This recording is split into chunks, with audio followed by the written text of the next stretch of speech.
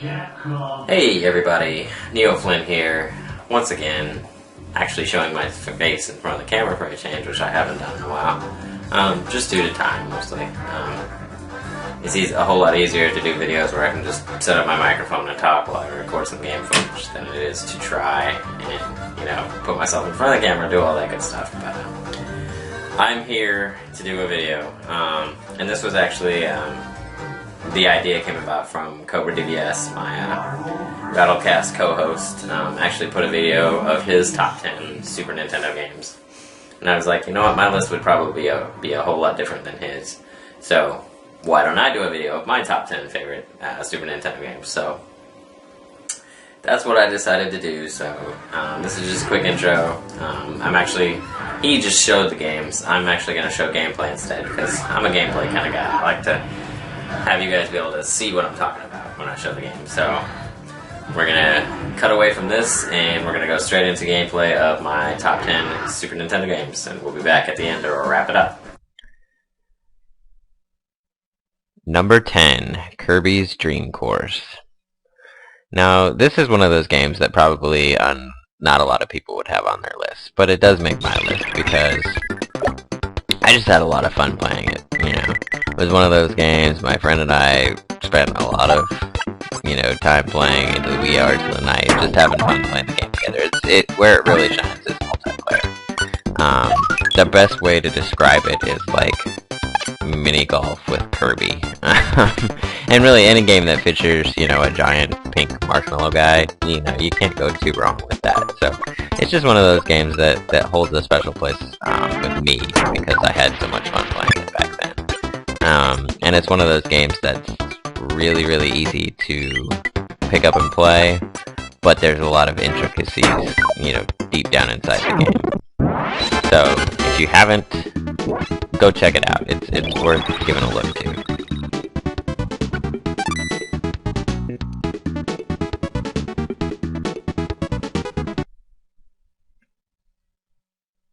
Number 9, Mega Man X.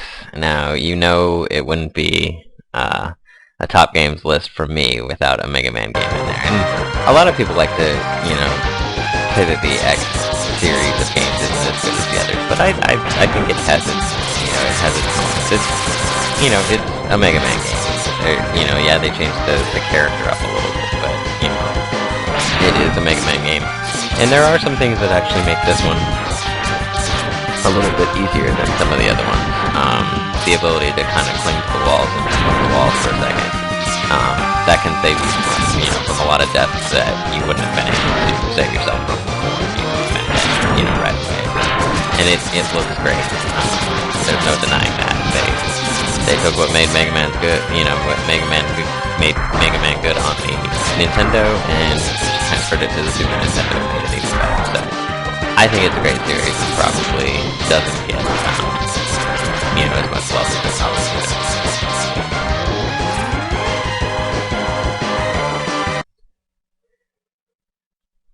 Number 8, Killer Instinct. Now, one thing that the Super Nintendo did really, really, really well was arcade ports. For some reason, Nintendo knew what they were doing when it came to bringing that arcade experience home. And if you guys know me, you know that I'm a fighting game fan. So, no doubt when this one made it home, I spent many hours playing it. Don't judge that by the gameplay seen here. I hadn't played the game in forever when I recorded this footage for this video. So, as with a lot of these games, this isn't a shining example of my gameplay skills. It's just showing off the game itself. So. But it's just one of those games where, again, it really shines in multiplayer, and that was another thing that Super Nintendo really did well, was multiplayer. There's no denying that it's a whole lot more fun playing games with your buddy sitting next to you on the couch than it is playing against a computer. So that's where the Super Nintendo really shines. Arcade games and, that multiplayer experience.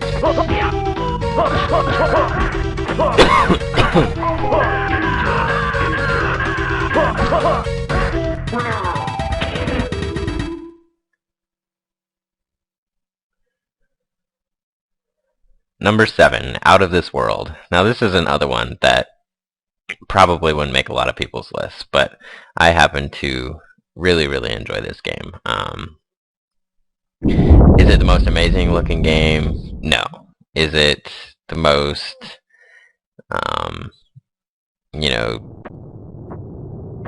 most unique gameplay? No. It's just one of those games. It's a lot of trial and error. And it's just fun. You know, you're this guy that gets transported into this strange world, and you've got to figure out what the heck to do. And this first scene really sets up, you know, kind of the rest of the game. You know, if you're not careful, these little slug guys will bite you and kill you right off the bat. And then, you know, you're just exploring this world, and there's essentially danger at every turn. As, you know, you walk out here and this freaky-looking dog thing suddenly attacks you, you know. And you know, if you hadn't played the game before, you might die right there, but, you know, once you experience that once, you go, okay, now I need to turn and run. You do that, and, you know, you make it to the next part. It's a lot like Dragon's Lair in that respect, which is one of my all-time favorite games, which is probably why I really like this one. Some people get bogged down in the trial and error. I happen to be one that, you know, kind of enjoys that style of game. So this was one that, you know, it's got a special place in my heart, and that's why it makes my list. Again, probably one that wouldn't make most people's lists, but I'm a unique guy. It's a unique list.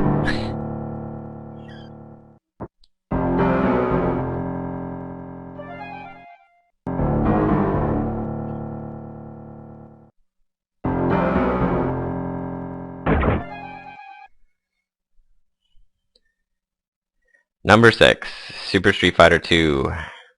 Again, arcade ports, Super Nintendo, they go hand in hand. And again, you know, one of those games that you gotta play multiplayer. That's where it really shines. I mean, there's not a whole lot I can say about Street Fighter that probably hasn't already been said.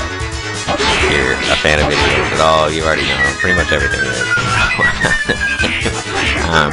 But this was another one, you know, me and my brothers spent a lot of time going back and forth playing the original Street Fighter 2. Again, it's one of those games that's always going to hold a special place. And that's, you know, especially when you're talking about an older system, or, you know, or a top all-time games list, it's the games that make your list are going to be those nostalgic ones, because that's what you have the most fond memories of. And that's kind of what the criteria that I tried to go with when I was making my list was, you know, when I made the list, I said, okay, what, you know, let me just go through and write down some of my all-time favorite games, and then we'll go from there. And when I got done doing that, you know, I had a list of about 15 games, and I said, you know, this probably is, you know, the games that I like. So I went from there. That's how we came up with this wonderful list.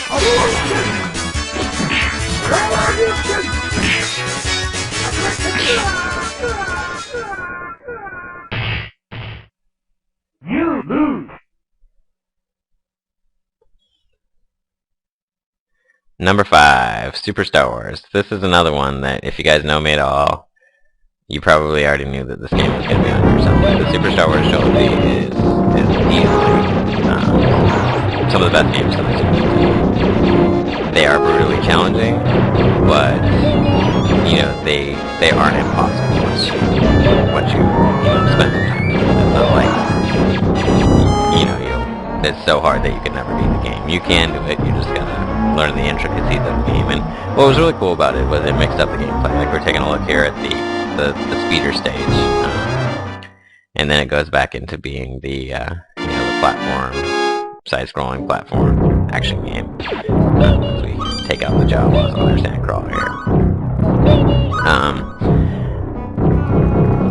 The music in this game is amazing, and it looks amazing. If it truly feels, obviously they take some liberties with the Star Wars story, because you can't just play through the movie as is. You know, that wouldn't make for a very great game. But so they take some liberties with the story, but, you know, the gameplay is rewarding, and it never feels cheap to that point where you're experiencing death that you don't deserve, which is, you know, some hard games, that's what you get. They're not so much hard as they are cheap, but I never got that feeling playing this one.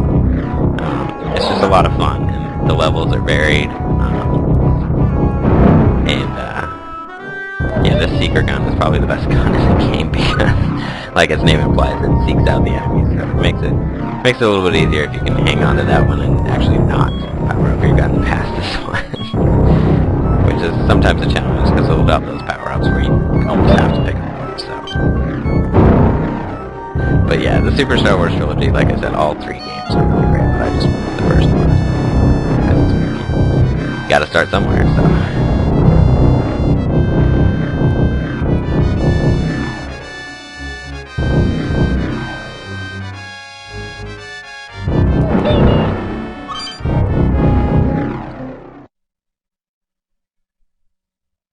Number 4, Super Punch-Out.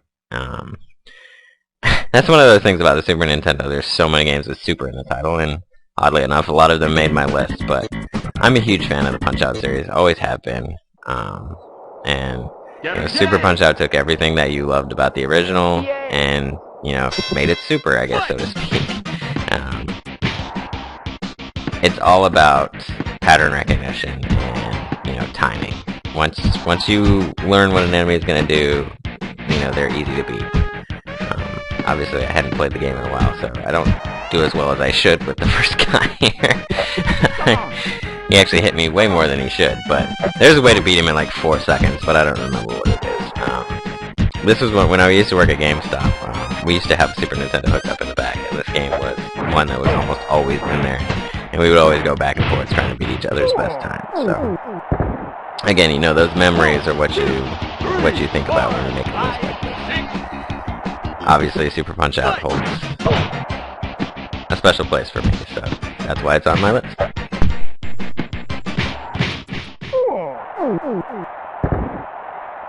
One, two, three, 4, 5, 6, 7, 8.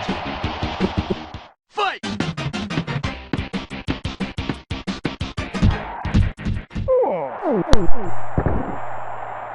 Knockout! Pizza cake!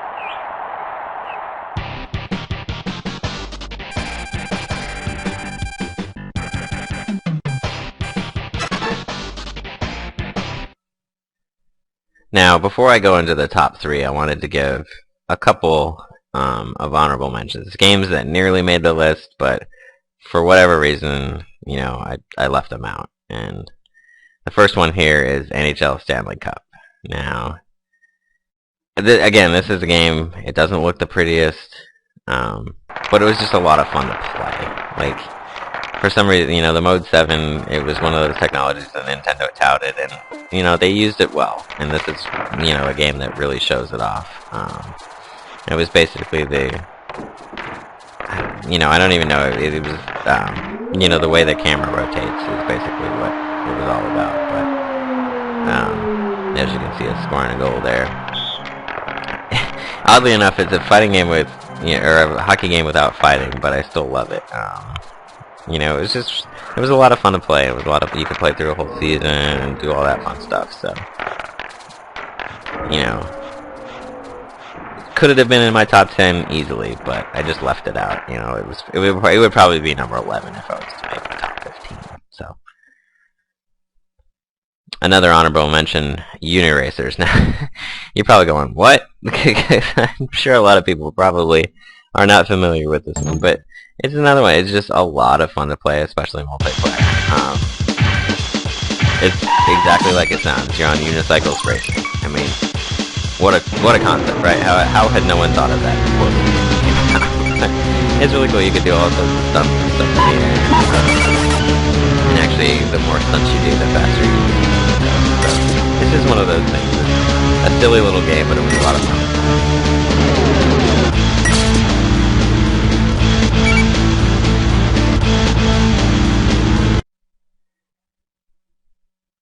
And the final honorable mention goes to F-Zero.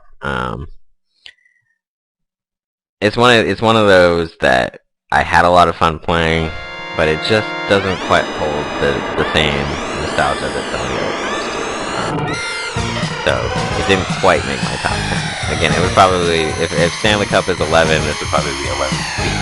It is that close. And just on the outside of the top 10. It's a fun game, no doubt, and it's one of those that, you know, again, it's easy to pick up and play, very hard to master. For whatever reason, I just didn't feel like it was, you know, quite.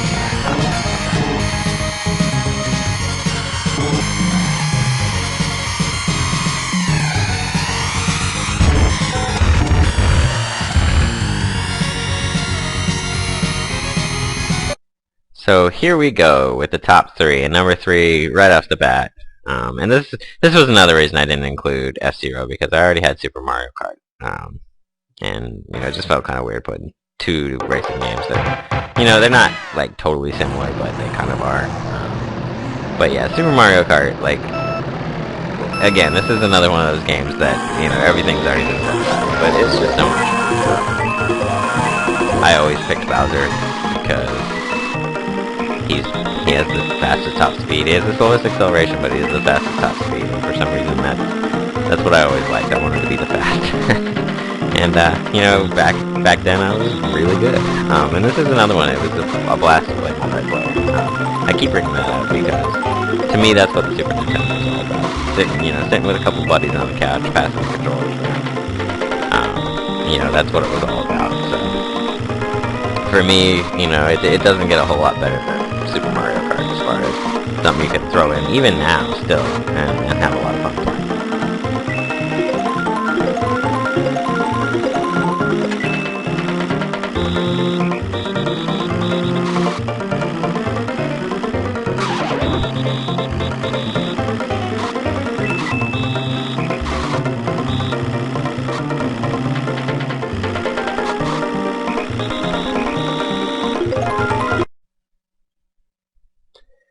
Number 2, Donkey Kong Country. Now, what's kind of funny is I keep mentioning how great multiplayer was, yet top 2 games are both single-player only experiences. Well, I shouldn't say only, mainly single-player experiences. You'll see why in a minute. But Donkey Kong Country was a shining example of what the Super Nintendo was actually capable of. It looks great, it plays great, it sounds amazing. It's one of those games that we actually brought up on Rattlecast where we were talking about, you know, video game soundtracks. And this is one, you know, the music in this game is amazing, and it fits the game so well. It's just a lot of fun to play. Lose my little froggy and then immediately die. Like I said, these aren't shining examples of gameplay. This is just me trying to record some footage real quick. But yeah. It looked great, it played great, there's not a whole lot. It was a near perfect game, so. Obviously, I'm sure everyone's played it by now, but if you haven't, you're missing out. Number 1, Shaq Fu. I mean, did you expect anything else other than Shaq Fu as my number 1 game? I mean, it's Shaq karate fighting aliens in Japan. How can you go wrong? Of course, I'm kidding. I just had to throw that in there. Like, if I did a top 10 worst NES games, it might be number 1. Top 10 best, not so much. But it is, like, the worst depiction of Shaq kung fu fighting ever. So, it's got that going for it.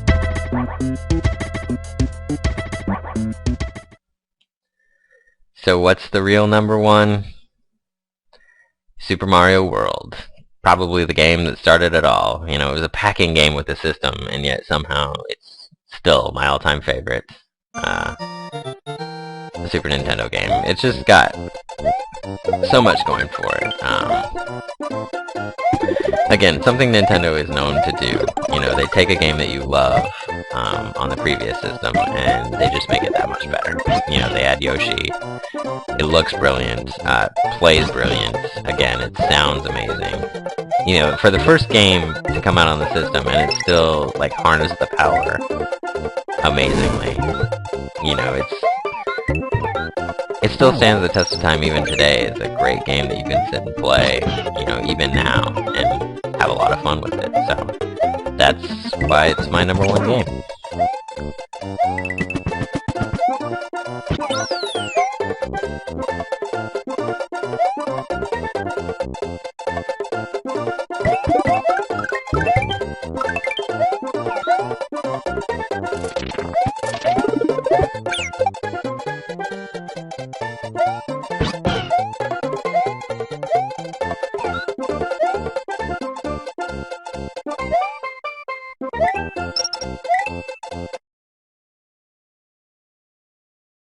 Alright, so there you have it. My top 10 favorite Super Nintendo games.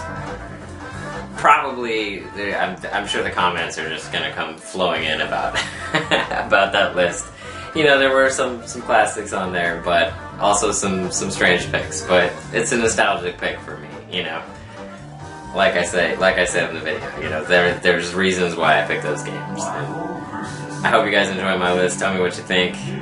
Post your own list in the comments, or even better, make a video. Everybody loves videos, so make a video response.